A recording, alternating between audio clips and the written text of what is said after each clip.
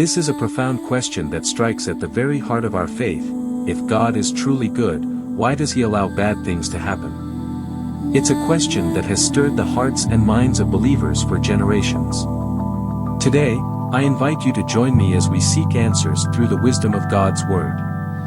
Together, let us reflect on the unchanging truth of God's goodness and discover why, even in life's most painful moments, we can place our trust fully in Him. 1. Free will and human responsibility. One reason we see suffering is the gift of free will. God gave us the ability to choose, and with that comes the potential for sin. In the Garden of Eden, humanity chose rebellion over obedience, and the consequences of sin entered the world. Just as sin entered the world through one man, and death through sin, and in this way death came to all people, because all sinned. Romans 5 verse 12. When we misuse our freedom, we create suffering, wars, injustice, and broken relationships. God does not force us to obey Him. Instead, He calls us to choose His ways because they lead to life. This day I call the heavens and the earth as witnesses against you that I have set before you life and death, blessings and curses. Now choose life, so that you and your children may live. Deuteronomy 30 verse 19. 2. A broken world. Beyond human actions, we live in a world groaning under the weight of sin. Creation itself was subjected to frustration because of humanity's rebellion. For the creation was subjected to frustration, not by its own choice, but by the will of the one who subjected it, in hope that the creation itself will be liberated from its bondage to decay and brought into the freedom and glory of the children of God. Romans 8 verses 20 to 21.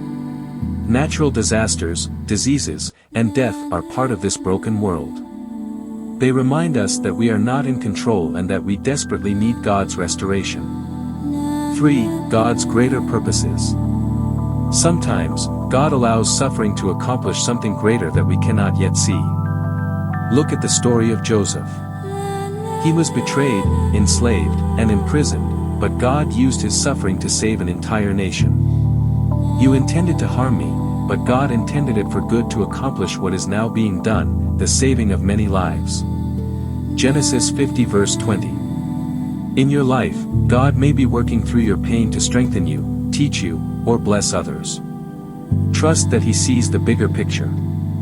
And we know that in all things God works for the good of those who love Him. Romans 8 verse 28.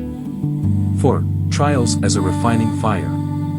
God also uses trials to refine our character and deepen our faith. The Apostle James reminds us, "Consider it pure joy, my brothers and sisters, whenever you face trials of many kinds, because you know that the testing of your faith produces perseverance." James 1 verses 2 to 3. Just as gold is refined by fire, so God uses hardship to shape us into His image. He is not punishing us, He is preparing us for something greater. 5. Spiritual battles. We must also remember that we have an enemy. The devil works to steal, kill, and destroy. Your enemy, the devil, prowls around like a roaring lion looking for someone to devour. 1 Peter 5 verse 8. But take heart. God has already defeated the powers of darkness through Jesus Christ. The God of peace will soon crush Satan under your feet. Romans 16 verse 20. Finally, we have the assurance that God will one day make all things right. He promises to wipe away every tear and bring justice to every wrong. He will wipe every tear from their eyes. There will be no more death or mourning or crying or pain, for the old order of things has passed away.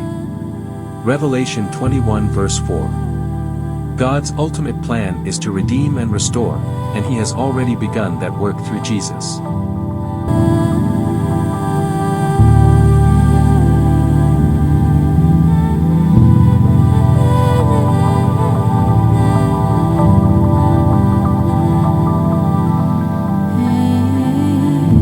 From this truth, we learn 3 powerful lessons.